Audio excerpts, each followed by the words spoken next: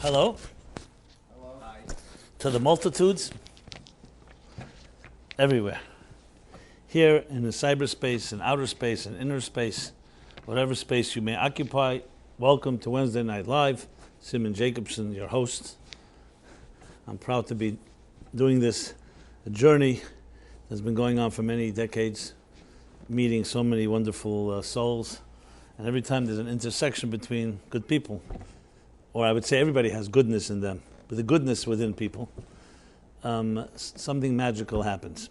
Would you agree? Sure. So, to be part of a journey like that and meeting so many thousands of you, maybe tens of thousands, and sharing our lives and sharing our aspirations and sharing some of our disappointments and sharing abilities to build after loss and find hope and security, sometimes in a very hostile and insecure world, is a real honor. So tonight, the class is about, are you living up to your potential?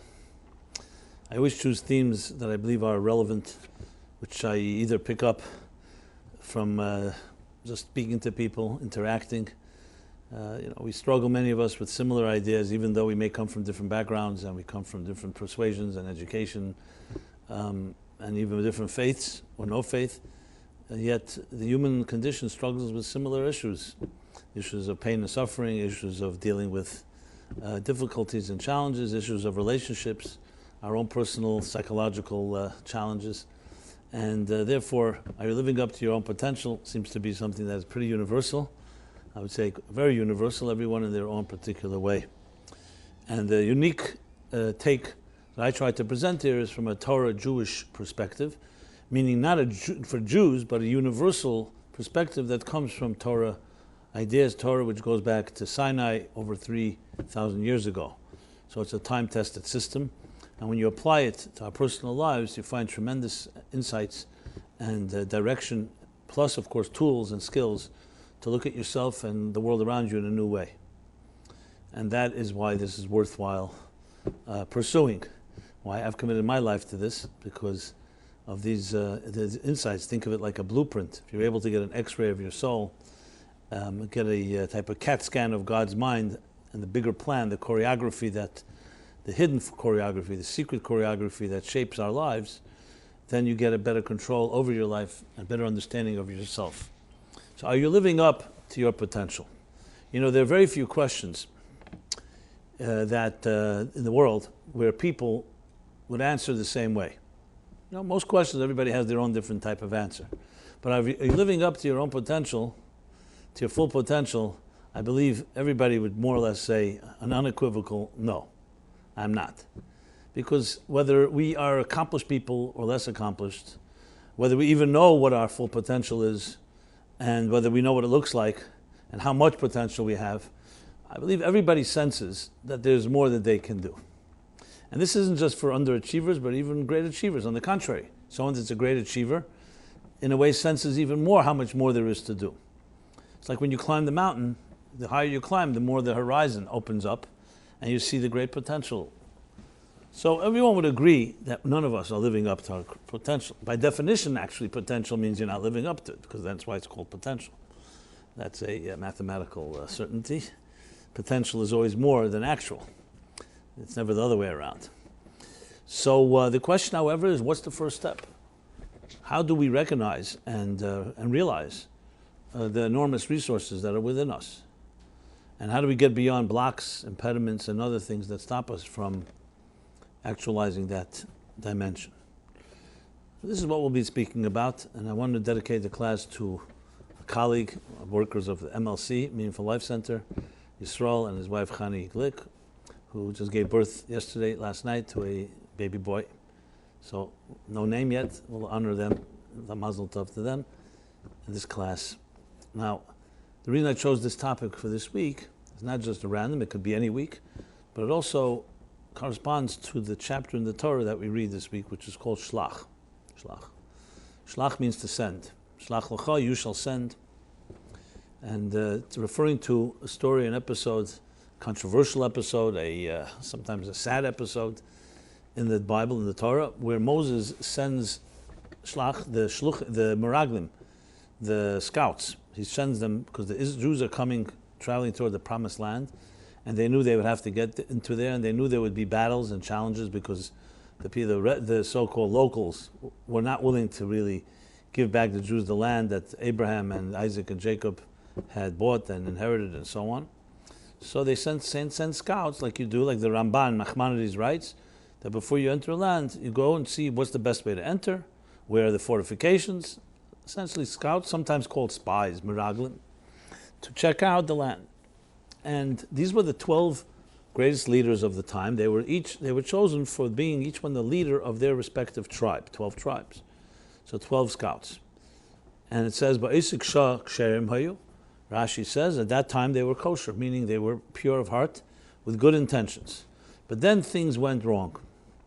The scouts went to Israel, came back with a terrible report. They said it's a land, in one sentence, that consumes its inhabitants. Too overwhelming for us. We cannot conquer it. We cannot enter. And they caused an uproar in the entire Jewish camp of the Jewish people, to the point that everyone started crying. And it was only 2 of the 12, however, that came back and disagreed with their colleagues, and they said, no, this is a good land, Toiv Moed, very good land. Ola Naila Kolob says this was Caleb and Joshua were the only 2 that actually spoke positively, and they said we could enter this land. This is the promised land, but the overwhelming majority of these scouts had the negative report, and they persuaded the Jews. And the Jews, as I said, it was a mournful night. To the extent, actually, we find out later this was Tisha B'Av. This was the first sad event that happens on Tisha B'Av, the saddest day of the Jewish calendar. And as a matter of fact, God says, "You cried all night. I'll give you something to cry for." There'll be tears forever, for generations to come, not forever, for generations. This same night would be the time when the first temple was destroyed, the second temple was destroyed. So this is not just an insignificant event, it's a major event. And as a result of their so-called slander, it's called Dibas Ha'aretz, they slandered the land, the promised land. Every Jew in that generation died in the desert. You don't want to go into the land? God said, fine, I'll give you what you want. You will stay in the wilderness and never enter the promised land. Of all the people of that generation, everyone passed away except Kolav and Yeshua, the 2 scouts that refused to go along, and on the contrary, were the ones that spoke about the positive and the upbeat and the confidence and hope and trust in God and God's promises. Everyone passed away, even Moses, the captain of the ship. Though he was not to blame, but in a sense he was the captain, he was the leader, and the leader goes with his people. So it's a pretty major event when you think about it, but it's also quite bizarre. What exactly is happening here? We just said that they were fine when Moses sent them. What happened? How could people in general, they had seen the miracles in Egypt, the miracles in the wilderness, the giving of the Torah, and everyone knew the promised land, the land that God promised Abraham and Isaac and Jacob. They all knew the whole reason they went to Egypt was to come back to the promised land. And that's why it's called promised land, God's promise. Why suddenly would they have a doubt? And that in turn incite the whole people against God. What happened exactly? And what Caleb Yeshua, what did they have that the other scouts did not? What gave them the strength and the fortitude? And this touches upon many central themes in life: how we deal with challenges, how we deal with confrontation, and how we rise to the occasion when there are difficult moments. And of course it deals also with the topic of potential, actualizing potential. So one of the great challenges we all face is what's called the status quo, inertia in scientific language. The power of the status quo, which means essentially your state of being as it is right now, is more powerful than we imagine. When someone's in their comfort zone, how much energy does it take to wrest them out of there, to pull them out? It's hard to imagine, because when you're in your status quo, you don't really see energy. You're just sitting there. But when someone tries to disrupt your comfort zone, that's when you see the resistance. That's why, for instance, how many of us get inspired and take on a resolution, whether it's to lose weight or to stop smoking or whatever it may be, how long does it last? The power of a status quo, the power of a comfort zone, the power of a habit is extremely strong. Stronger than we ever imagined. Because, as I said, its strength is not seen because it's not doing anything to you, but it doesn't let you do anything else. It's like being tied down by a ball and chain, not being able to truly move. And even when you're inspired to move and you begin, so often we gravitate right back to our so-called natural state. When I say natural, I mean the status quo. And there are many reasons for this. There's a book out, there's a best-selling book called Habit by, I forgot the name of the writer. Anyway, it's a book called Habit. And he explains how habits are formed. Because if you don't understand how they're formed, it's very hard to learn how to break them. A very interesting explanation of how they're formed, and it's really quite mind-boggling. He explained that a habit is formed actually in a good way. All habits are formed in a good way. The brain is a very smart machine. And it's always looking to preserve resources. So what does the brain do? When you need its so-called, horsepower, when you really need its energy, it applies itself. But it's always looking for situations where you don't need so much brain power to deal with the situation. For example, routines. When you're a young child, your parents teach you good habits. One of them is to brush your teeth in the morning. I'm just giving an example. So the first time, the second time, the third time, until it finally becomes your habit, your ritual, to the point you don't even notice you're doing it. How often do we do it without even noticing? Why? Because the brain recognizes when you start doing something many times, the brain says, this is something that you want to do. It's important to do. So you know what? I don't need to constantly concentrate and put all my energy into thinking about brushing my teeth. I will give you just bare, like think of it like an algorithm or a macro. That when you in the morning, it's part of your routine, there isn't much brain investment, and it just becomes a routine. So the brain allocates and calls this a habit. And therefore the brain does not have to think about it. That's why it's so difficult also to break a habit. Because once the brain has made that determination, due to your patterns, the brain, you can't just tell the brain, you know what, I want to break this. The brain doesn't understand that language. The brain is already allocated, and that's that. That's why it's so difficult to break, because it's already become a pattern. Now, if it's a good pattern, great. Those are called good habits. But if it's a bad habit, it's just as difficult. Because the brain doesn't distinguish between good and bad. The brain just looks at what you do. If you do something enough times, it will say, okay, you want to do that? Fine. So we tread, basically a neurological path is tread in that direction, and the brain moves on to other matters. And as much as you want to change it, it's already too late. It doesn't mean you can't change it. Just like it happened, you could break it. But that's why it takes so much energy. Now, we all have our comfort zones. There are other elements in comfort zone. Comfort zone, by definition, is comfortable. Why would I want to change my comfort? Why would I want to become uncomfortable? But anyone that's achieved anything knows there's no achievement without discomfort. Discomfort can include frustration. It can include disorientation. Because as soon as you want something new in your life, you immediately have to deal with the risk and the fears and of the unknown. If you want to stay static and stagnate, then fine. No movement upward, no movement downward. But human beings by nature are restless. We want more knowledge, we want more accomplishment, and we want to achieve. And when we want to achieve and excel, we all know that it requires some exertion, some effort. Whether it's athletics and sports, in art and music, in literature, in travel, or in our own psychological and spiritual growth. Everything that is worth value of growth always is preceded by some type of effort. And something without effort usually does not last long. But we also have a side to us that likes comfort. We like to be comfortable. We like to have our cake and eat it too. But as we all discover, like the Talmud says very beautifully put, that this person who says, I have not toiled, but I have found and discovered. Al Tamin, don't believe them. Someone who says, I have toiled and I have not discovered. Also Al Tamin, do not believe them. If they say Yogaiti, Umatsasi Tamin, they say I've toiled and I've found, then you believe them. Why? Because that's the nature of life. When there's toil, there'll be fruits of your labor. When there's no toil, there will not be fruits.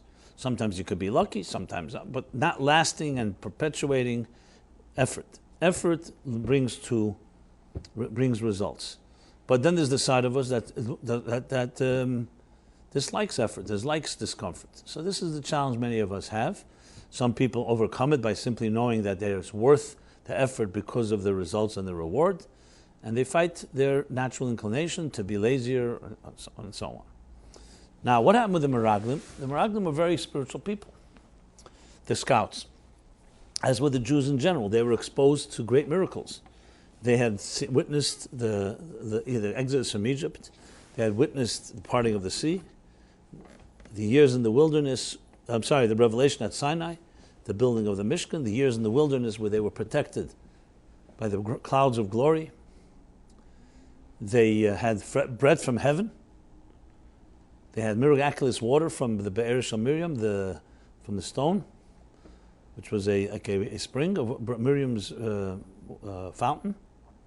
So they were well taken care of. They were like living in a kollel. A kollel is a place, a spiritual oasis, completely taken care of, literally like in your mother's womb. Why would a child want to leave its mother's womb, especially if you know what's outside? It's a very comfortable place. You don't have to buy food. You don't have to worry about breathing even. Everything is provided for you. You're protected. So when they went to the Promised Land, and they knew this is what God would, they suddenly looked at the world, a material universe. They realized we come here, all that's going to be cut off. Now we're going to have to work hard. We're going to have to deal with, first of all, conquering this land and fighting battles. And they said it so succinctly and so powerfully. Tell me of a better statement that describes materialism. A land that consumes its inhabitants. That's what materialism is.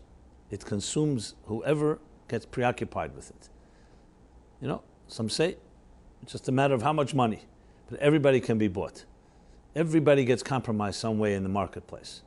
And if you don't, it takes a lot of effort not to. Because you find excuses, you justify things, you say everyone else is doing it, these are the rules.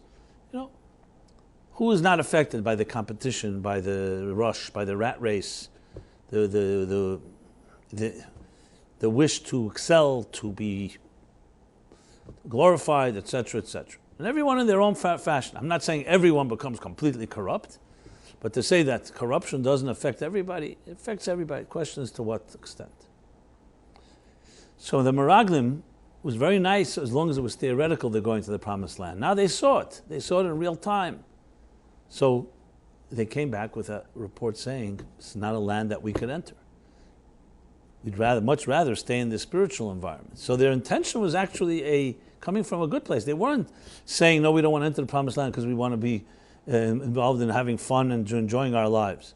On the contrary, it's because of their spirituality that they wanted to stay in the Garden of Eden, so to speak.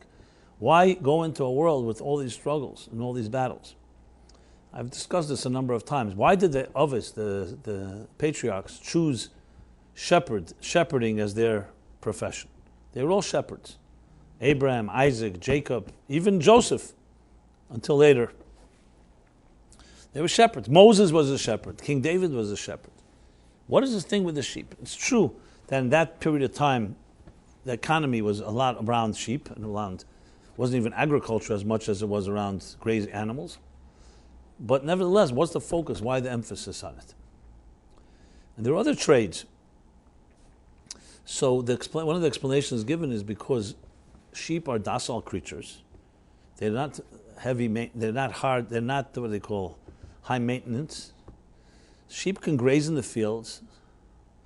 And while these patriarchs were able to sit and meditate, it's very conducive to their interests, which was meditation, prayer, communing, looking for the truth, looking for God.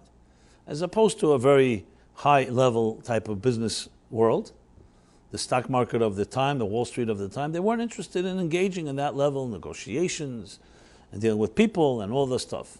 So they chose the job that was easiest for them to do what they have to do. Who was the first so-called hero, character in the Torah that was not a shepherd? It was Joseph. Joseph began as a shepherd, but then when he was first almost killed and then sold into slavery, he ends up becoming, as the Unkel's Targum says, he became the accountant. He was the first Jewish accountant, Potiphar's accountant. And then, of course, years later, when he was released when he came out of prison and he interpreted the dreams correctly, he became the viceroy who actually turned Egypt into the first superpower in history. Grain. Due to the famine, he came up with a master plan of storing the grain, selling the grain, and it turned Egypt into the superpower of its time. That was the commodity, grain. This required far different type of immersion than tending to sheep. Here it is, you talk about negotiations, buying and selling and this, and dealing with I'm sure, theft and cheats and so on and so forth. So which is greater, the shepherd or the accountant, so to speak? The shepherd or the businessman? So of course it's more conducive and easier to be a spiritual person when you're in a meadow. You don't have to deal with human beings. You have to deal with all the corruption and potential corruption. You don't have to deal with a land that consumes its inhabitants. But what's more purposeful? And that's where the Meraglim made the mistake. No one asked them whether we should go into the promised land. They were asked how we should go, not whether, which is a key difference. We're not asked whether we should be alive in this world, whether we should take on our challenges. We're asked how to take on the challenges. That's what we have to figure out. The Meraglim's grave sin was when they got frightened by the materialism of the world, they decided to come to a conclusion that no one ever asked them. Moses did not say, go to Israel, check it out, and tell us whether we can enter. He said, go and check out how we can enter. It's a very, very big difference. One is just a matter of figuring out how. The other is throwing in the towel and saying we can't do it. Is the equivalent, if I may put it boldly, when God sends a soul down to this earth and the person says, my life is too difficult, and they're ready to take their own lives. No one asked you whether you're here no one asked you whether you should be here or not. You were told to be here. The question is now, make the best of it, figure it out, figure out your purpose in life. So the first thing is, in other words, your comfort zone is a spiritual one. That's fine. But now comes a new stage. You're coming out of the womb. You're coming out of your comfort zone, and now you're given the power as an adult to enter into a world that, yes, that has a risk and potential of a land that consumes its inhabitants, but it also has very good land. Why? Because it has the potential, when you transform it, to reach heights that are greater than the shepherd and greater than a spiritual oasis, because it's transforming a hostile world into a divine garden. And that's a true accomplishment. And that's the purpose of existence. And that's where the Meraglim went wrong. They said, you want to stay in the wilderness? Stay in the wilderness. You will not merit to enter the promised land. And this is what Judaism teaches as a universal message. Life on this world is more difficult than living in heaven. It's more difficult than living a monastic, ascetic lifestyle, where you cut yourself off from material life. However, it's more purposeful, and is the ultimate purpose of existence, is to enter a world that is not easy, and not succumb, but actually transform it. Which leads us to the matter of potential. There's a Talmudic statement that says, Hazayis, Loi moitzi shamnei, olive does not release its oil until you press it. Kosis lamoyer, pressure. What does pressure do? We all know pressure, on one hand, may be a little uncomfortable, but pressure is what brings the best out of things. You press olives, and you get olive oil. You press a human being, with a certain challenge, and you get better resources than when you don't. So though the comfort zone is the place we gravitate to, the easy, but the yogaiti, the effort, which is the pressure, is what brings out something deeper and stronger. Very often some of our strengths emerge completely in the time of crisis. Because until then you had no reason, nothing motivated you to go ahead and dig deeper. When do we dig deeper? When there's a challenge. And no one should ever have to deal with trauma or crisis or loss. But the fact of the matter is, those are the times where we become the most resourceful, because we're challenged. When we're comfortable, we become complacent. Say, why do I have to challenge myself? Why do I have to get out of my comfort zone? So potential, interestingly, as much as we would love to actualize all our potential, but it doesn't emerge easily without the effort. So first thing, you have to accept that. Without accepting that statement, obviously your potential will remain trapped. And what we find is that most people's potential emerges when there is some type of challenge, some push. You see this even in sports, competition. You see some of the greatest sports people in history. When did they achieve their greatest? When they had a true rival that matched them. And they were not as good when they had to deal with lesser opponents. And the same is true in every given situation. Resistance always creates energy. That's why you see the whole basis of a pump is contraction, expansion. You create resistance, that's how you create energy. A dam builds up the energy of the water, flowing regular water, you wouldn't know how powerful it is. Build a very heavy dam, a very big dam, and the water starts building up and building up and building up, to the point you start seeing such enormous energy that when the water finally breaks through the dam, not only is it so powerful, even the dam itself, that was the resistance, becomes part of the forward surge and thrust. And this is also true psychologically and emotionally. And this must be understood and must be accepted before we grow anywhere. That potential lies within us, but in direct proportion to your effort will be the expression of that potential. And that is the key. What stops us from accessing it? Our comfort zones, our habits, what we're comfortable with. Why would I push myself further if I don't need to?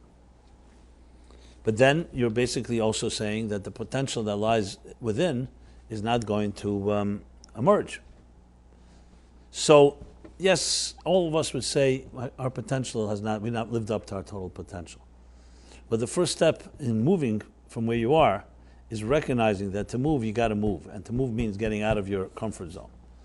Getting out of your comfort zone is the first place, because then number one is you begin to realize there's more horizons that I have not yet discovered, more possibilities.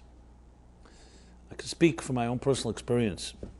Very often dealing with people who feel their lives are hopeless due to whatever trauma, sad experiences, losses, whatever it is, their attitudes, their personality, disposition.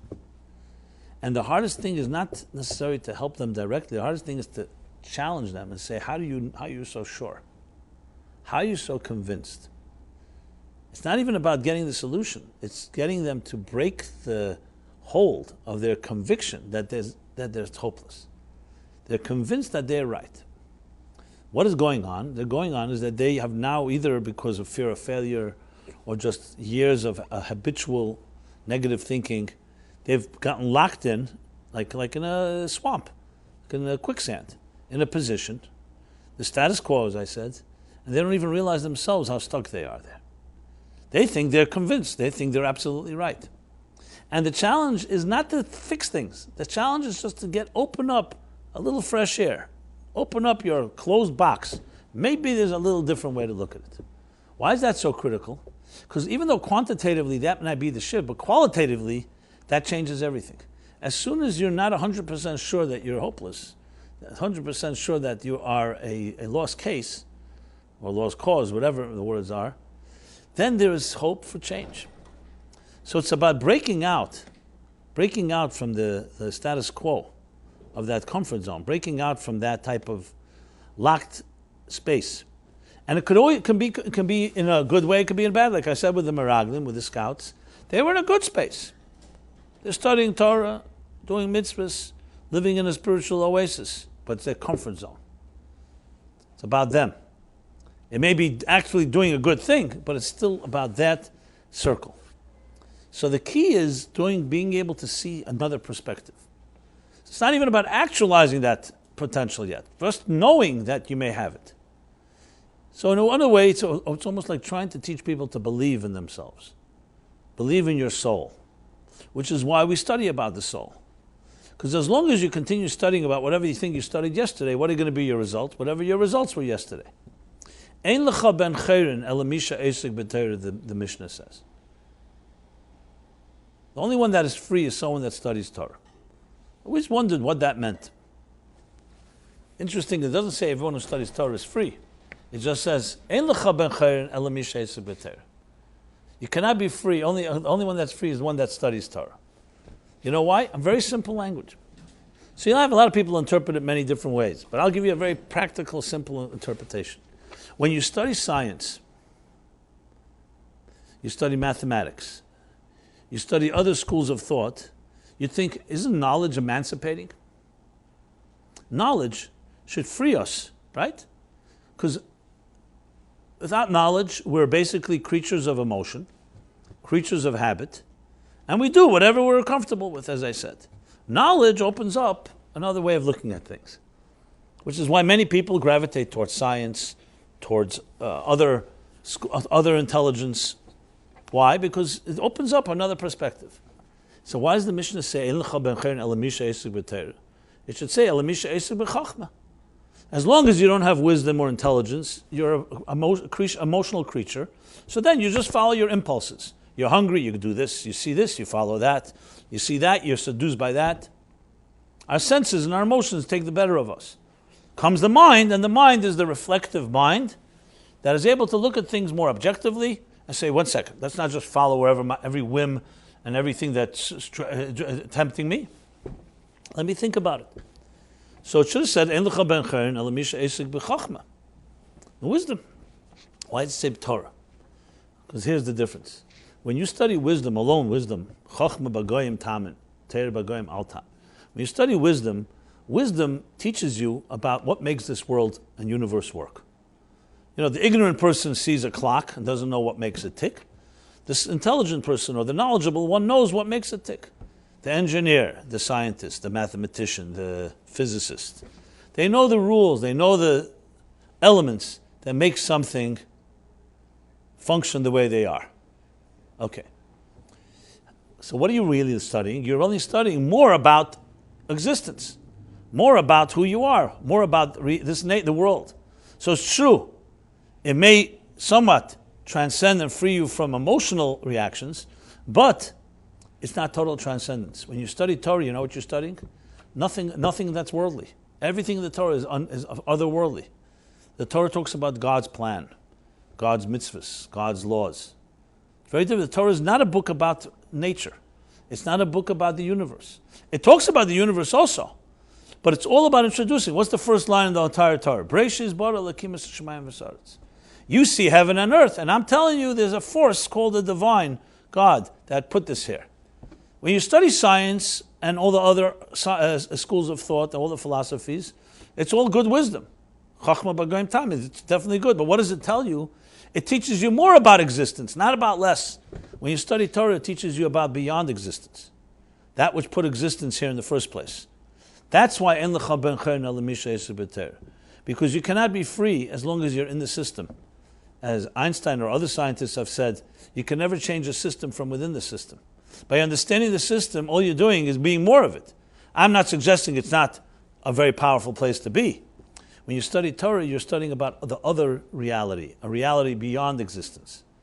And as such, it frees you from the tentacles and from the traps and from the attitudes of existence. You know, when a person says, I'm trapped, I don't know where to go. I grew up in a home that was very abusive.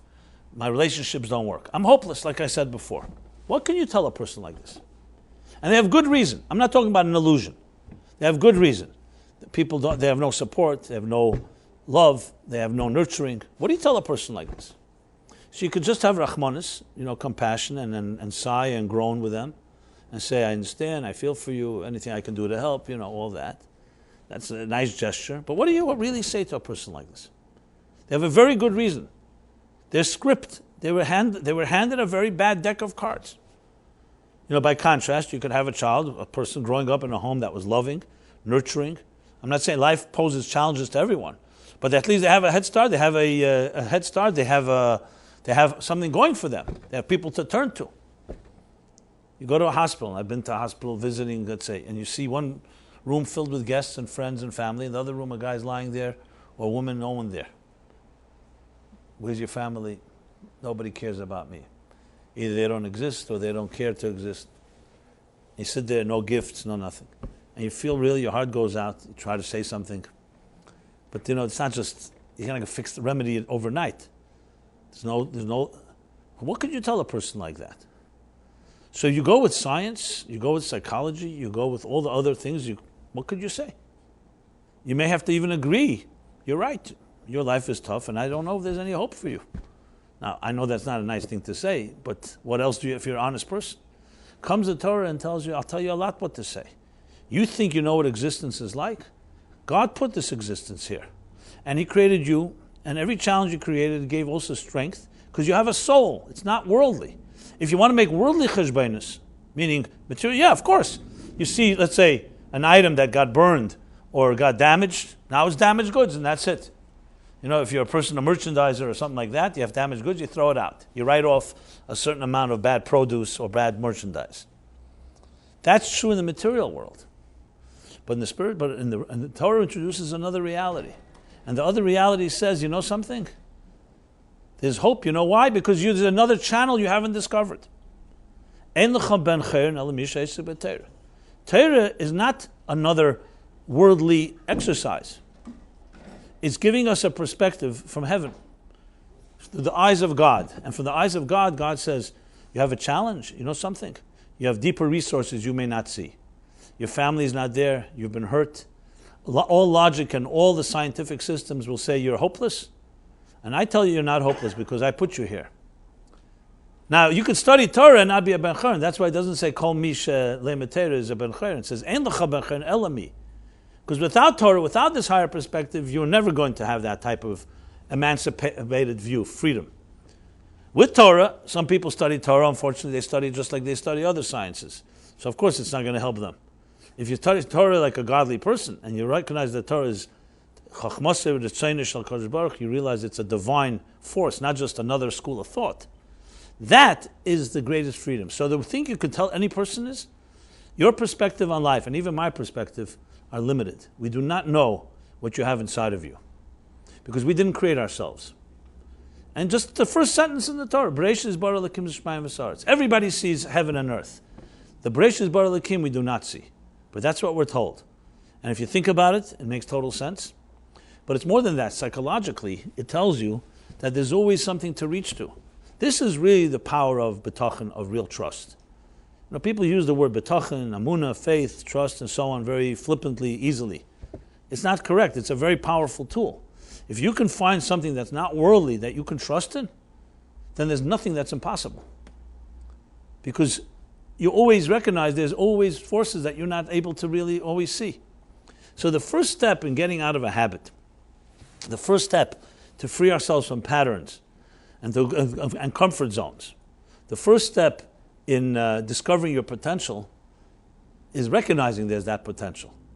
If you're going to become a victim of your own script, your own negative perspective, and you say, nobody knows me like I know me, and I know that I'm worthless, or I'm hopeless, that is the worst possible thing. That means you're so arrogant you don't even know. Maybe there's another way to look at yourself. So strangely, arrogance can take the shape of being very pompous and thinking you're so important. It could also take the shape of thinking you're you're nobody. Who gave you the right to say you're nobody? You know, look who thinks he's nobody. You know the joke, right? You know that one? Everyone knows that joke. It's one of the most famous ones. Whatever, Yom Kippur and Shul, the rabbi is in, is clapping his chest and saying, I'm nobody, I'm nobody. So the gabbai is also doing the same thing. I'm nobody, nobody. Suddenly a simple Jew comes in, he sees the rabbi is doing it. The gabbai is doing it. He also starts banging himself and says, I'm nobody. So the rabbi looks at the gabbai and says, look who thinks he's nobody, you know? The nobody series of jokes. Anyway, another element of it is that when anyone is convinced that they have it all figured out, that's an arrogant statement. Even if it's so-called a result that seems so holy, because you don't have it all, nobody has it all figured out. And that's the key to any type of growth and recognition of your own potential. And that's the greatest challenge. When you meet people who are ready, who feel hopeless, who feel I cannot get out of a situation, or they keep getting into these patterns, it's not about fixing the situation. It's about helping them believe that there's another possibility. And even that simple statement, I'll say to somebody, so do you think that you're 100% sure? Absolutely. Is there another possibility? So no one likes to say I'm 100% sure. So everyone says I'm not 100%, but I'm pretty close. So you say, but do you think there's another possibility? No, I tried everything. Once a person says that, and I always tell it to people, I say, once you say that, so what are you talking to me? Then you've written your own script. So you're saying that you have it all figured out till the end of time, And that means you don't even know what kind of potential you have. And then suddenly you see when a person is challenged in a time of crisis, suddenly something emerges, they never thought they had that ability. Happens so often. You're so sure of yourself, where'd you get that ability from? It just comes to tell us that we don't know much. It's not meant to be a statement of belittling or somewhat putting someone down, but on the contrary, it's a statement that allows you to open yourself up to new horizons. Every great achievement in history was a result of somebody that believed in something that was not present. Yeah. Even though I don't like to quote this guy because he was an anti-Semite, but when they asked Henry Ford, when he invented the automobile, which everybody drives, even Jews, so anti-Semites, I guess, also have a role to play once they're gone. So they asked him, so why did you create the automobile? How much market research did you do to invent this automobile? And he said, nothing, zero. Similar to Steve Jobs. So he said, why not? He says, because if I had asked people what they want, they would have said they want a faster horse. Nobody would say they want an automobile, because they never thought of it. You say you want a horse, make it a faster horse. All great innovations come from somebody that does not accept the status quo. Now, sometimes it comes by mistake, sometimes it comes by mishugas, craziness, but it never comes from just the status quo. It's always outside the system. When you hear about Einstein's innovations, where he literally turned science upside down through the special theory of relativity and then the theory of relativity, read, where did he come up with all these ideas? He was a postal clerk. It wasn't in a classroom, it wasn't sitting with professors, it wasn't sitting with academics. He was sitting in a postal clerk doing some menial labor, and he was daydreaming. That's when great things happen, when you're out of your comfort zone. You put somebody in the wrong type of situation, even like you could think, okay, academics sitting with a bunch of professors is the best place to brainstorm. No, but then you brainstorm according to the rules of that room. You want to break rules, you got to be outside of the system. You know, some people, even on a very scientific level, say the Jewish people are that way. Starting from the Bible, you read in Parsha Shmos, you read, "Kashayana esam ken yirbe v'chen yifretz." It's an interesting statement, a paradoxical one. As they were oppressed, that's how much they thrived and they proliferated. Yana esam, which means when you pressure someone, that's how they grow. And this essentially defines the Jewish people forever. Some people say it's the resilience we had to deal with adversary and challenges and enemies. So we became very innovative. The Jews are very innovative. Startup nation, as they say about Israel today in technology. Because Jews are innovation. So even some people attribute it to God, but if you want to even go from a so-called secular perspective, is because when you're under pressure, you figure out ways. When you're not under pressure, you're not going to figure out ways. You know, most inventions in history, you know where they come from? You know what they call the father of invention is what? War. War is the father of invention. Most of the technologies that we have are a result of some war or another. World War II, World War I. You know, I was just reading the belt. You know, the belt that we wear in our pants. Where did it come from? World War I, they were looking for a uniform that would be more efficient. So instead of making suspenders, which is a whole process, they built they constructed pants, tailored pants, with a belt built inside the pants. Made it a lot more efficient. Anyway, the point is this, that each of us has enormous amount of potential inside of us. The Baal Shem Tov says a person, Yisrael b'eretz chayfetz, is like an eretz chayfetz. What's an eretz chayfetz? It's like a piece of land that has precious stones and treasures that you cannot see.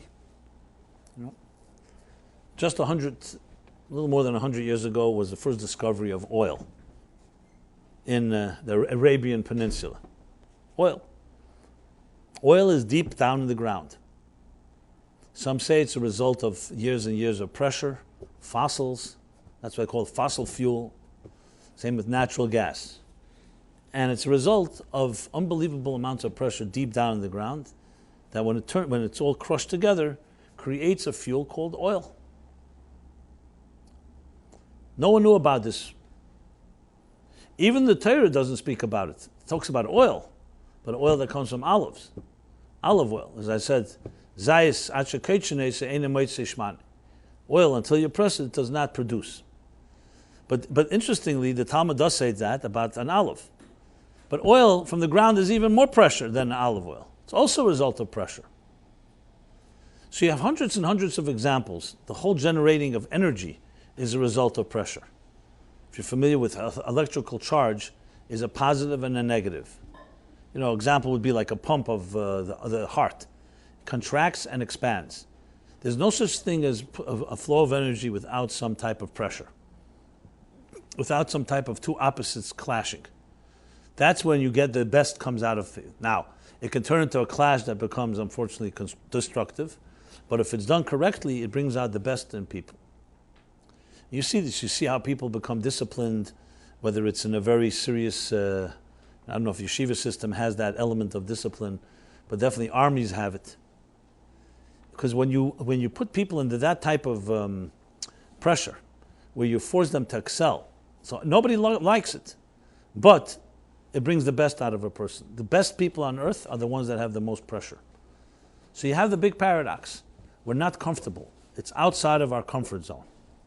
And who wants to be outside of the comfort zone? And yet we see that all excellence is a result of getting out of the comfort zone. All growth, all excellence. So the Meraglim that I was discussing earlier, the scouts, they were in their comfort zone. The comfort zone was a wilderness, Nachas Sarva Akrav, a land full of, a wilderness filled with dangerous creatures. But as the Jews traveled through the wilderness, we know that it was completely surrounded by the clouds of glory that protected them. They had bread from heaven. They had miraculous water. They were all fine. They were living completely like in a mother's womb, in a kollel, where they could learn Torah all day, do mitzvahs without any challenges. And that, it was very, very compelling. And then they suddenly see the promised land. They knew it was promised. But what frightened them so was they suddenly saw materialism at work. So someone who lived in a womb, in an oasis for so many years, or for a period of time, it wasn't so many years because the Meraglim was the beginning of the 40 years, but a period of time, suddenly sees the promised land. So all God's promises to Abraham, Isaac, Jacob fell on the side because they did not think we can deal with this. So their intentions came from a very holy place. The Rameh of Parnas says, an expression, Meraglim elam chelik le'elam habo, that the Meraglim have no part in the world to come. So he interprets it as being that they have, because they came from a place that's higher than the world to come. They don't have a chelik in elam haba. They have l'mayl higher than a chelik, because they came from a very spiritual state.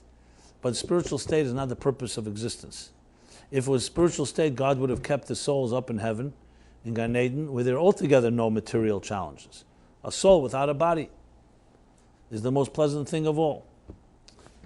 Yofa Shah Achaz, the Mishnah says, 1 hour of pleasure in the world to come is worth more than all the pleasures in this world. So why would anyone want to come to this world? The answer is the soul does not want to come. That's why al korcha chatachai, it has to be forced to go. Soul looks down to this earth, doesn't want to come here. Who would want to come to this world when you see that world? So God says, al korcha chatachai, I compel you to, I order you to. Go against your nature, but there's a compelling reason. Because when you do that, you'll achieve something you can never achieve up here in heaven. Because there's this other half of the Mishnah that says, Yofa sha'achas b'tshuva ma'asim tevim, 1 hour of return or tshuva, return and good deeds in this world is worth more than kol chay el ma'ba, the whole world, the whole reality in the world to come. So which one is it? It sounds like, so when it comes to pleasure, it's called nachas ruach nivra is the expression, the pleasure of the creature. There's more pleasure in the heaven than it is on earth. When it comes, however, to purpose and to fulfilling God's plan, it's down on this earth. There's an interesting argument in the Talmud between Shammai and Hillel. So they were known to be different opinions. Actually, Shammai and Hillel had just a few different opinions, but their students, Beis Shammai, Beis Hillel, had many. So one of the differences was about a philosophical debate. Is it more pleasant to be born or not to be born? Nuach la'adam nivra or shalei nivra. And Shammai says, Nuach la'adam shalei nivra mishanivra. It's better, more pleasant not to be born than to be born. Because this world is full of difficulties.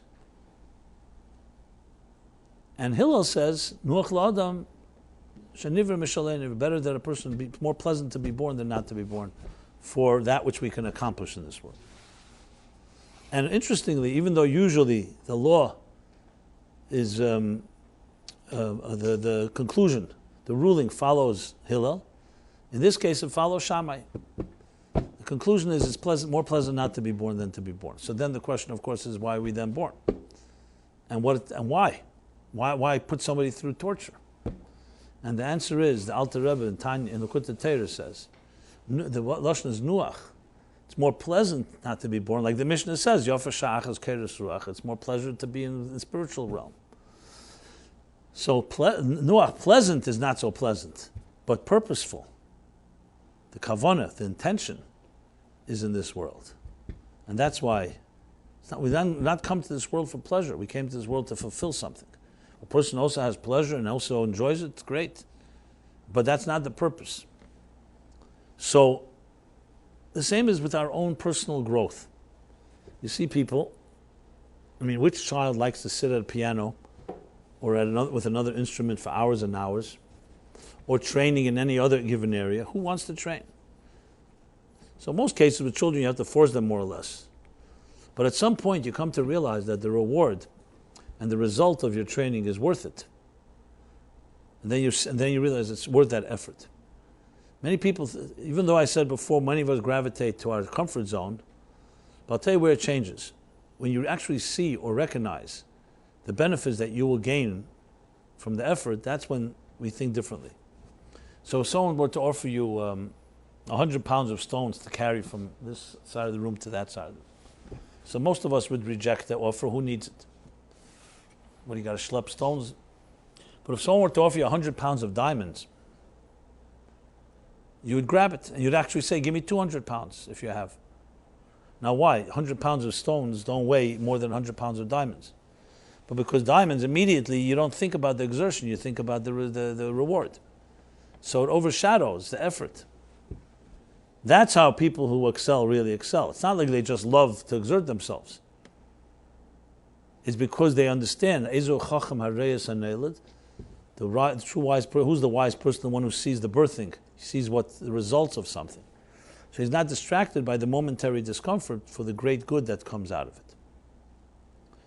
But we can also gravitate to another voice inside of us called the instant gratification one, that has delusions to have your cake and eat it too, or instant gratification in the sense, you know what, I'll accomplish something tomorrow, yesh machil achazman, the next day.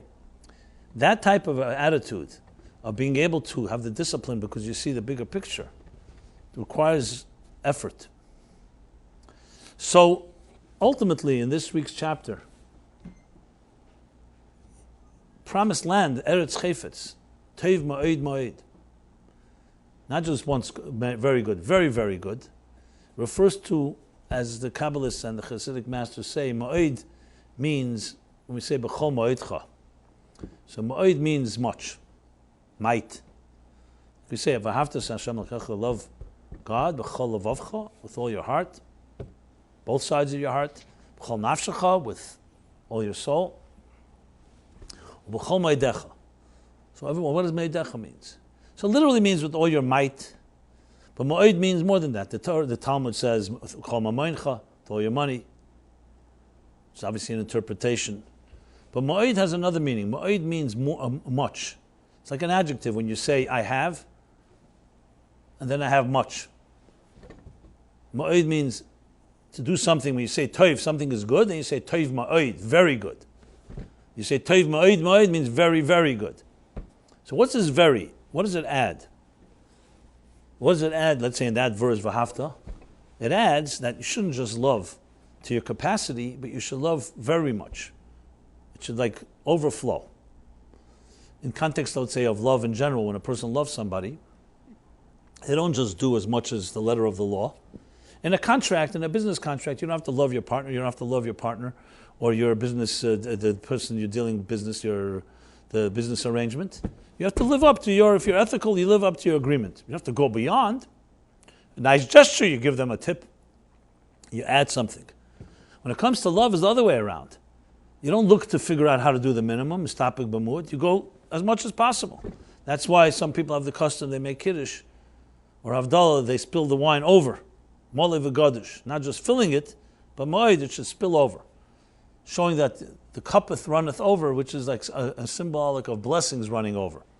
You don't just want blessings to fit your channels, you want to let them spill over. Why not? Ad bli dai. So b'chol meidecha is adding, don't just do it with your heart and soul, do it also, go beyond. And I've explained, a number of times I've given the analogy here that I heard from the Rebbe, name of the Rebbe I should say, about the three levels of bittul or love. When you love somebody, so if they ask you to do something, even if it's uncomfortable, you do it. Even if it's inconvenient. Okay. That's one level of love. Second level of love, that's even deeper. Even if they don't ask, they only allude. They're miramis, a remes. They allude something. So you don't make believe you didn't hear it. You do that too. So that's even a deeper expression of love. And the deepest expression of love is this. Your beloved doesn't ask you, they're not even hinting. You anticipate. You imagine, you envision, what would my person I love enjoy? And without expectation, you do it. That's the deepest love. And he explained, this is the difference in Torah Shebiksav, Torah Shebal Peh, and a Minig Yisrael. Torah Shebiksav is God saying, here's our partnership. I ask you to do so and so. I give you life, I give you sustenance and so on. So it sounds like the right type of gesture. You say thank you, and you do what you're asked, even if it's not always comfortable. Second level of love is Torah Shebal Peh. Leka mida delera miza baraisa. There's nothing in the oral Torah that's not hinted to, but it's hinted. If you read the oral written Torah, you could say, I don't really see it. So chviven alai divrei sofrim medivrei Torah. It's even deeper love. Why? Because you're not just doing what you're asked, you're also doing which is alluded to, which is hinted to. And what's a minig Yisrael? Minig Yisrael are customs that Jews assumed throughout the years that were never asked to do. It wasn't a command, it wasn't alluded to. Simchas Torah is an example. Pesach, Shavuos, Sukkot are mitzvahs in the Torah. Purim and Chanukah are from the Rabbanon, Divrei Sofer. Simchas Beis HaShe'eva is the Divrei Sofer, from the oral Torah. But Simchas Torah is not even in the oral Torah. It's literally something the Jews came up with, saying, what would they imagine, what they anticipate, what would God enjoy? And they created a Simchas Torah. Yeah, today we find hints to it here and there, but we don't see anywhere it says celebrate Simchas Torah, or even in the Talmud.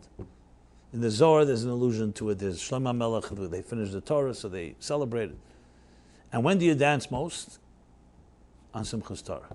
Because that's the greatest expression of love, because it's initiated by the one that loves, not because they needed to do it, there was no obligation. That's Moedecha. So B'chol Levavcha is with all your heart. B'chol Nafshecha is deeper, maybe Torah Shebal Peh. B'chol Moedecha is doing it beyond the letter of the law, which only comes when you really love someone. You don't start making calculations that I only will love this much and I don't love more than that. You spill and spill until for no end. So we say Eretz Tov Moed Moed, when you say the land is not just good but very, very good. So the Kabbalist and Chassidus says Moed, that when you say something is good, that's revealed good. You see it. You could say something is beautiful. Then there's a level of beauty that you can't see. It's under the surface. But if you dig deep enough, you'll find it. And then there's a Moed, even a deeper one, where think of it like it fundamentally will always remain concealed. It's like a part of us that is so intimate that it can never reveal. There are things that we reveal to the people we care about, or if you trust someone, you reveal more. But then there are levels that are unrevealable fundamentally. There's a parallel in quantum mechanics, the uncertainty principle. That's not for now, but just... So essentially, when you talk about a human being, we have three dimensions. We have the conscious dimension that is obvious. You see what a person is capable of. Whatever area, intelligence, emotionally, their skills, their skill set, their tools, their approach to things. Everybody's got their qualities. Everybody's got their strengths and their weaknesses. But that's conscious. That's the simple conscious level. What's lying beneath the surface? What's the potential? So there are two levels of potential, ma'id and ma'id. One level of potential you cannot see right now. But with effort and work, you can elicit it, and it emerges. And then there's a level of potential that's not even possible to elicit through any effort, but it's still in there, and you could access it in different ways. I'll talk about that in a moment. So a good teacher, educator, and a good parent looks at their children with love and care, and doesn't just see what they al tabet al marei, doesn't just see the surface level. You also see the potential. A loving and caring parent or educator will see in certain students potential that they may not, that others will not see. And if you're chanech l'nara pidarke, you educate your child according to its way. Not every child is the same, and you do things to help elicit it. You challenge the child, incentives, whatever it is. You give them the time. Unfortunately, very often, parents or educators who don't see it, or are too busy, or too lazy, or distracted by their own issues, so then many of these potentials will remain unrealized and can also cause many problems. But we'll talk on the positive end. So there's potential. Every class, I'm sure when you were at school, we were in a class, every class has different students. I remember in my class there was one student, one particular boy, he was a very shy child, very shy, and he was mistaken by many people as being stupid because he never spoke up. Whenever questions were asked, he never answered. He was very withdrawn, very fearful. Looked like you could, if you didn't know better, you thought. Later was discovered, years later, he was probably the smartest guy in the class. It's just that he happened to be a shy personality. Who discovered it? One of the teachers we had. The rest were themselves pretty much idiotic, some teachers. No names, I'm not going to say. But one teacher who happened to have that type of ability to see people not for what you saw, not for what they are, but what they're capable of. They say when Nixon resigned from office in 1973, Watergate. So Henry Kissinger was the Secretary of State, and he writes in his memoirs that night when he was forced to resign because of the whole scandal, so they went to pray. Now Kissinger wasn't a man of prayer, but Nixon was, they prayed. Afterwards, he says, when Nixon was walking to finally sign his resignation paper, so there was a big portrait in the White House of JFK. It's a very famous portrait, a pensive portrait. He sits like, in a meditative pose. And of course, he was beloved. So Nixon whispered to the portrait, as Kissinger overheard, and he said, he said, they love you because you remind them of what they're capable of. Or they love you because you remind them of what they want to be. And they hate me because I remind them of who they are. The people. Interesting way to put things, Now, I don't know if Kennedy would have turned out had he not been assassinated. It's another story. Camelot. But the point is, some people see you for who you are, and some people know and can see what you're capable of. It's very different, very different. That doesn't mean they're living an illusion. It just means that you see more than the naked eye. So this particular boy that I'm describing, I remember the teacher. I was a kid myself. I didn't really notice. I was busy with my own narishkeiten, foolishness. But I did notice over time, I saw how the teacher elicited and figured out a way to get this kid to excel. And it was tremendous to see, because you saw literally someone come out of like a cocoon. And it was simply because someone recognized the potential and had the patience and did not get perturbed by the child's resistance or shyness and so on. And he grew up to be a tremendously successful person in many levels, my age, my classmate. And I remember another child who was a lower class than me, stutterer. And stutterers kids make fun of. And they have a very horrible time in life. They're bullied and so on. And there too, most of his years was miserable. But then again, he had certain teachers that were able to bring that out. And he became a confident. I'm sure he had his struggles. The point I'm making here is that all of us have a potential that's beneath the surface that is not seen, not by you and not by others. So that's a teiv ma'od. The Meraglim came to the land, what they saw was the surface. What they see is difficult. Now they were right, it was difficult. No one ever said it's not Eretz Echel Sheshva. Materialism does consume its inhabitants. And like I said before, what did the Meraglim say? They paskin like Shammai. Better not to be born than to be created. And it's not better not to be born to this world than to be born. But they forgot the main bottom line is, Al Korcha Chatachai. Shammai did not say, God forbid you commit suicide, or you do everything possible not to be born. Shammai just was describing the difficulty of life.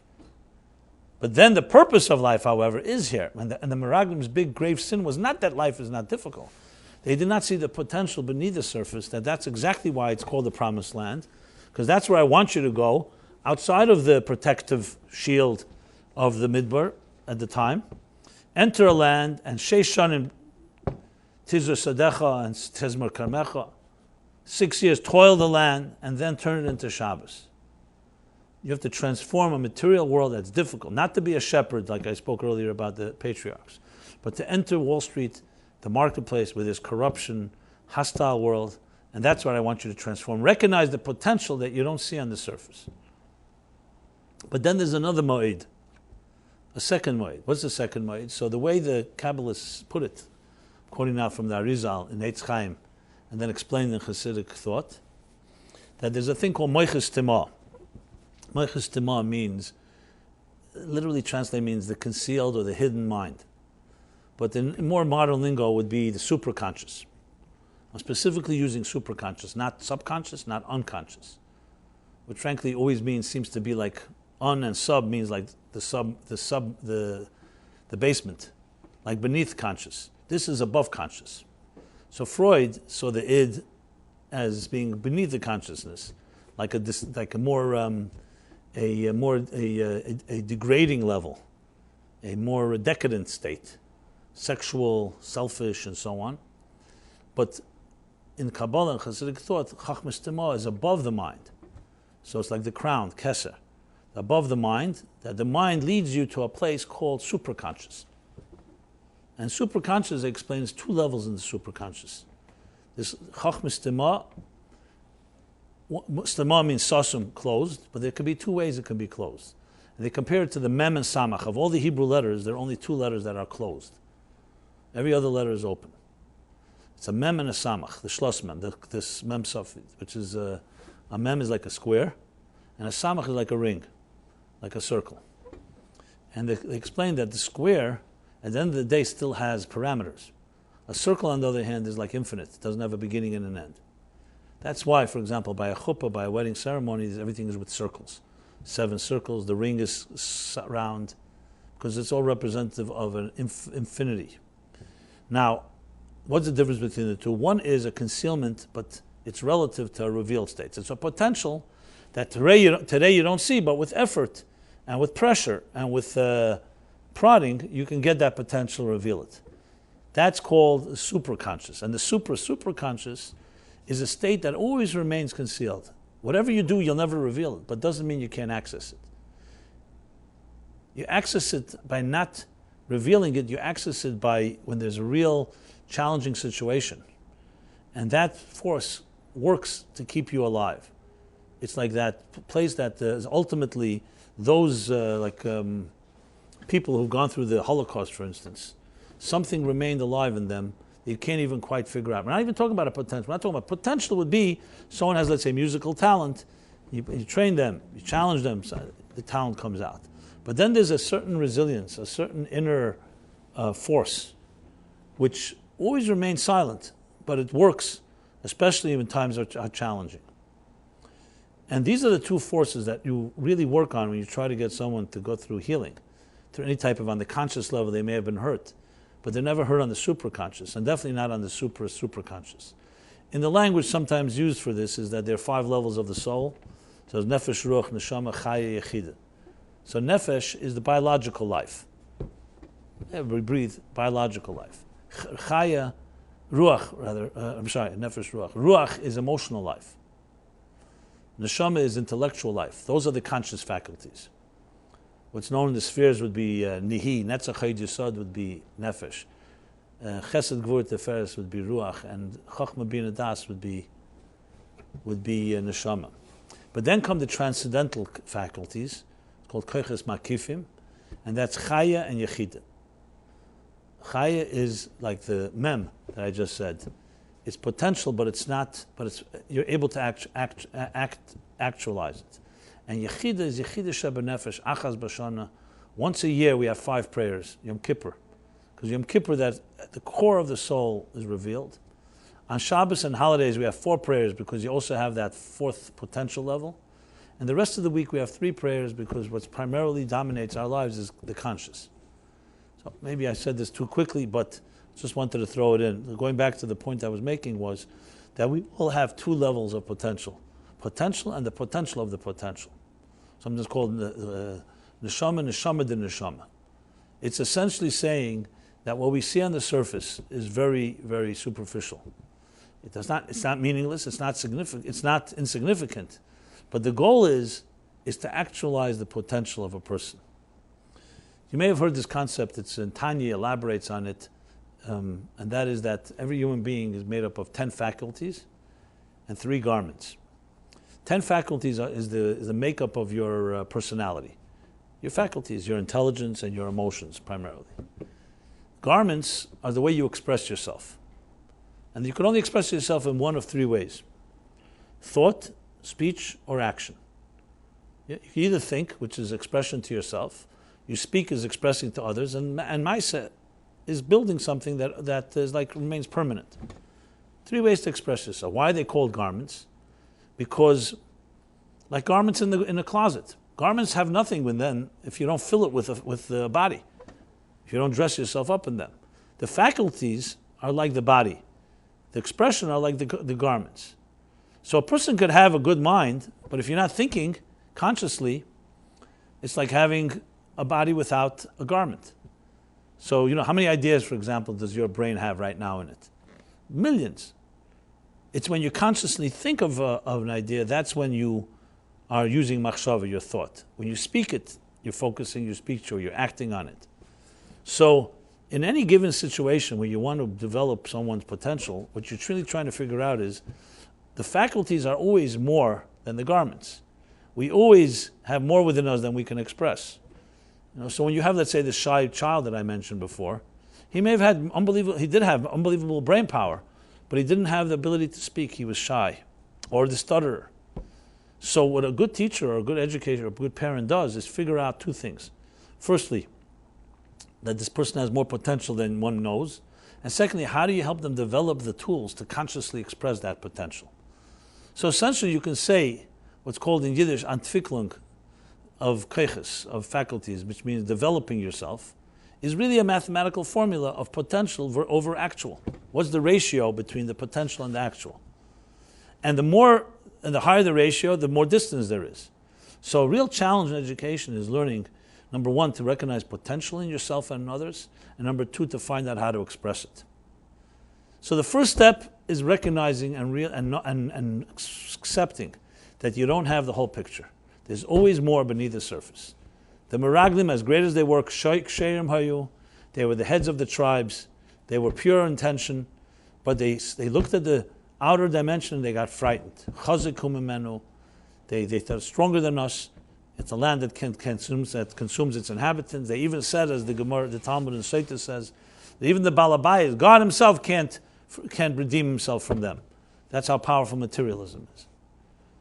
What they lost sight was the purpose, that there's beneath the surface a lot more than you think. It may look difficult on the outside, but it's a challenge for you to overcome. That's why God gave it to you. He gave you a challenge. I'm not giving you a challenge that you cannot deal with. There's no challenge in this world we don't have the power to deal with. Where's that power? You don't see it right now. So first have a little humility to recognize that you may have within you, and others may have within them, much more power than you ever imagined.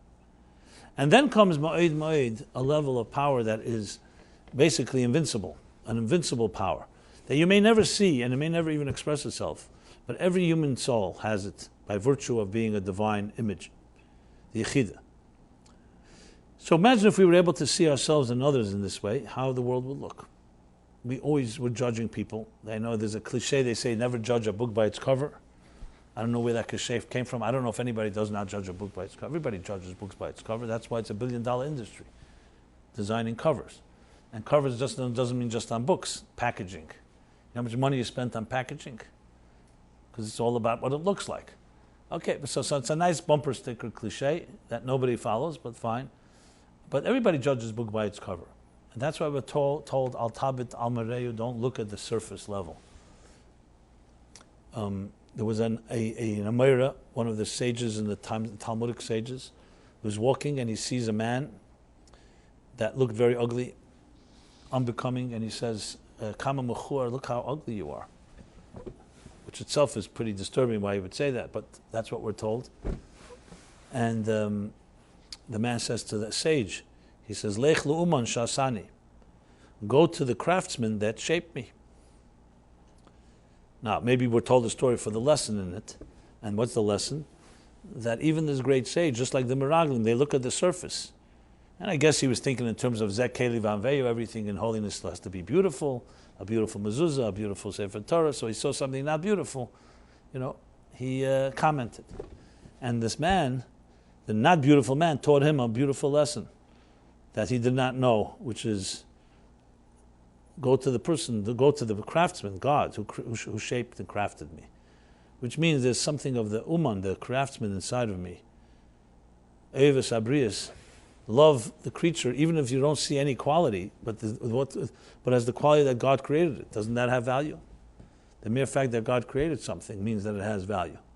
As they say, God doesn't create junk. So it's about not allowing ourselves to be trapped by superficial looks. And you'd be surprised what you see when you be able to get beyond the external. You see different dimensions. And people grow in direct proportion of what you see in them. In the Zohar, there's also a strange story where it says that the students of Rashbi were mishaber, they praised him. They called him all kinds of compliments. He was wise, he was holy, he was this, he was that. And as a result, Rashbi responded and began to teach more. So obviously the obvious question is, what is this exactly? Since when is flattery and aggrandizement a quality that they're calling him, praising him and saying names, and he's responding to it? So the commentaries explain, obviously this wasn't just some type of shallow story, that sometimes when you want to elicit, strengthen somebody, you have to see it in them. And you have to declare it. And that elicits and brings out that strength in a person. So it's sometimes when you look at somebody with a negative image, then you bring out the negative in them. And you look at them with positive image and with confidence, you can elicit potential you'd never be able to have imagined. But this requires ourselves to be able to look at ourselves deeper, not to see ourselves as ugly. Many people are self-loathing, have very low self-esteem, low self-image. And that also projects. You think if you have low self-image, you could help someone have a better self-image. Why are children affected so much by insecure parents? Because it's very hard for insecure parents to bring up secure children, because that's what they see all the time. They see parents who are knocking themselves or knocking others, which is really another way of knocking yourself, and that's what is projected. The Alter Rebbe, the Baal HaTanya, passed away on Motzei Shabbos, Saturday night. It's written in the memoirs of the Tzemach Tzedek, who was his grandson, who was there, that during that Shabbos was the last Shabbos of his life. It was very sad. So when he prayed Ma'ariv, the Tzemach Tzedek would lead the service, the evening service at the end of Shabbos. So in his voice, you could tell he was very sad and he was crying because he recognized this was going to be the last hours of the Alter Rebbe's life, probably. Then this continues. What happens is after Shabbos, the Baal HaTanya, the Alter Rebbe made Havdalah, and then a little while later he passed away. But one thing he told his grandson, he called him over after Ma'ariv. He writes about it in a letter, and he told him the following. He says, one of the last Torahs I heard from my teacher, the Maggid of Mizrish, was Ala Kisei Mara Pnei Odom, from the Yecheskel, the vision of Yecheskel, that on the chariot above the supernal throne is like the image of a face. And the Maggid interpreted, what does that mean? It means that the image above is defined by the image below. When a person below is sad, it causes sadness above. When a person below is happy, it causes happiness above. There's another Torah, the Maggid says, Dam alamayla mimach. So we usually say, know that which is above you. So he says, no, know that which is above is mimach, is coming from you. In other words, our reactions, our behavior affects not just us, but others, and also even the cosmos themselves. So when a person speaks lashon hara on themselves, which you're not supposed to do either, speak negatively about yourself, that has a ripple effect.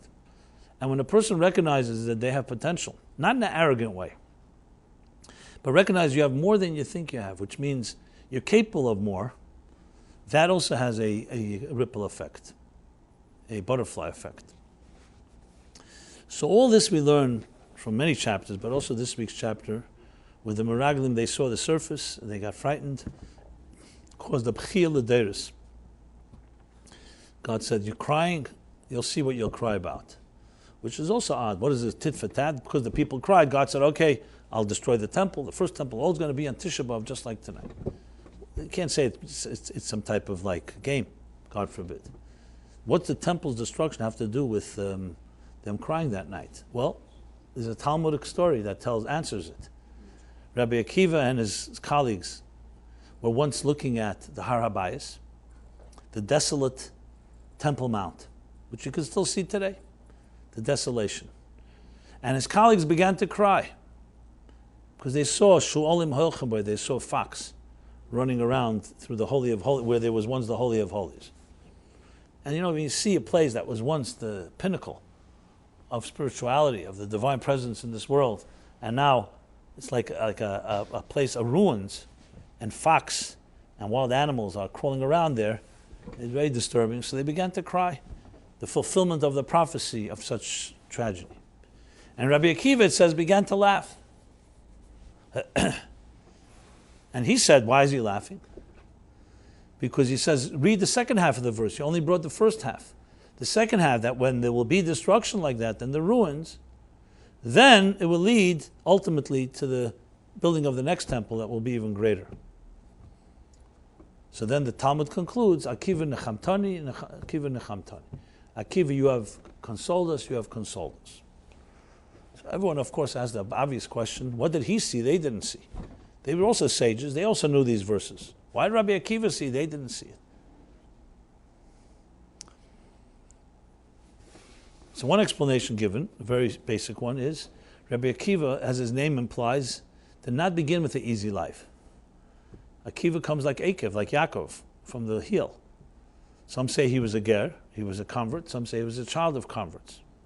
We know till age 40 he didn't even know Torah. It was a whole process until he was finally inspired, and the story with the stone, the daughter of Kalbu Sabua, that inspired him. He went 24 years, he went study, came back, Kula Alibad Rabbi Akiva, the whole Talmud felt Rabbi Akiva is the greatest sage.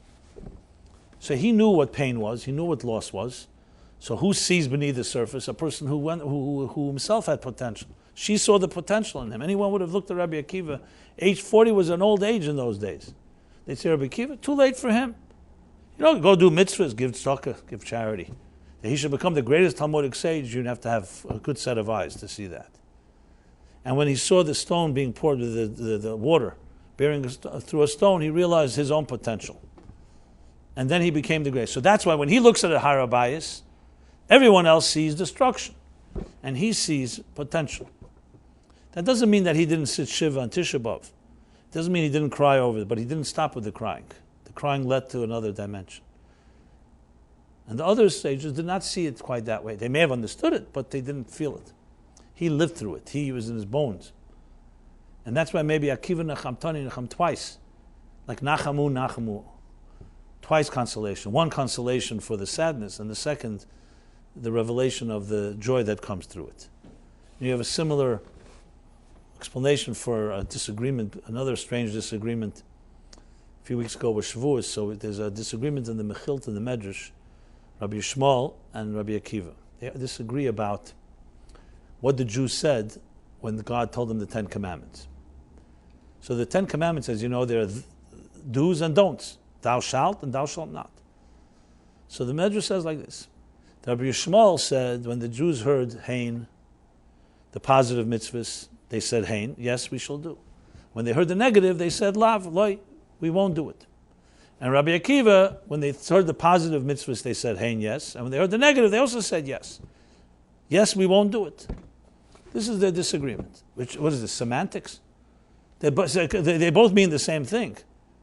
They both mean they're not going to do it. This one's just saying, no, I won't do it. This one's saying, yes, I won't do it. So what was the disagreement? And the same little explanation is given. Rabbi Shmuel was a Kohen Gadol. He saw things through light. He did not see the darkness of life. So when he saw, whatever you see, something positive is positive, something negative is no. And Rabbi Akiva saw the yes even in the no. That even when something was negative, he saw the positive dimension that came out of it. It's not something you just avoid. That you actually can recognize the positive. Not the positive, God forbid, in doing it. Talking about the positive elements and energy that comes from not doing something. Anyway, I can elaborate much more, but the bottom line, these are examples of potential. Potential. Potential that each of us has that's beyond what we could ever imagine, and that is in everyone around you and is in the world itself. So when you're faced with a challenge, a difficulty, you could look at the surface and say it's difficult and cry. It's desolate. I feel alone. Or you can look a little deeper and find others that look deeper and say, no, but this has unbelievable potential. And if I can access that, you can achieve something greater in that place than anywhere else. And if you go even further, there's even a deeper potential, the ma'id and the ma'id. And that's what we have to always keep our eyes open for. And that really forces us to not look at things just as flippantly and superficially. There's always more to the story. Every person you meet, every interaction you have, every experience, there's always more to the story.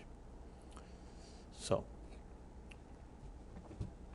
I hope you could all look at yourselves this way, in a new light, and realize there's always more opportunities, there's more possibilities, and most important, you don't want to have lost opportunities. Where you're in a situation that it was right there before you, but you just didn't look. There's an expression, I'm just trying to remember the expression in Hebrew. I don't remember it'll come to me in a moment. But the bottom line is an expression where somebody's close to something, but they're facing it with their back. So you can be right near a treasure, and just your eyes are looking the wrong way, so you don't see it. And that is what we have to always bear in mind, that you maybe have all the blessings and the gifts, and your prayers answered, but you have to look sometimes a little deeper to discover it. So may everybody actualize their potential as much as possible. Be around others that help you do that, and see us, myself, Meaningful Life Center, as friends and allies that are dedicated to achieving this. Okay? And Philip will be giving his class tomorrow night, as usual. And for myself, anyway, for a week, until next Wednesday, we will take a break, a small break. And next Wednesday, 8:15, 8:30, we shall resume. And if any other way that I could help, please let me know. Sign up for our emails. I say this to everyone here and online. And everyone have a very blessed week. Thank you very much.